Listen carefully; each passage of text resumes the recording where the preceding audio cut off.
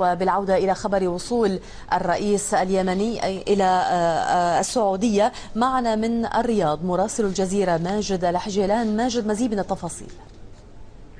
نعم، اليوم أكدت مصادر متطابقة نبأ وصول طائرة الإخلاء الطبي السعودية من صنعاء إلى الرياض، وهي تقل الرئيس علي عبد الله صالح هذا المساء في الرياض.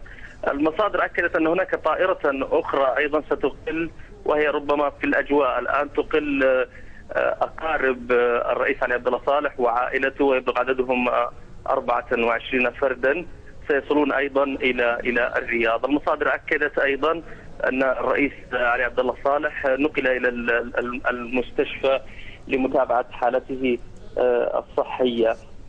لعل ما يؤكد أيضا هذه الأنباء هو ورود الأخبار عن تولي نائب الرئيس اليمني مهام رئيس الدولة هذا المساء، ما يؤكد أن الرئيس علي عبد الله صالح قد غادر بالفعل. والأنباء أكدت اليوم، هي مصادر متطابقة في الواقع، أن الرئيس علي عبد الله صالح في الرياض الآن. إذا ماجد، يعني هي معلومات عن وصول هذه الطائرة، وطائرة أخرى ما زالت في الأجواء السعودية تحمل مقربين من الرئيس صالح. خبر نقل الرئيس صالح مباشرة إلى المستشفى هو ما أكدته تلك المصادر، وأيضا أكدت تولي نائب الرئيس اليمني للصلاحيات.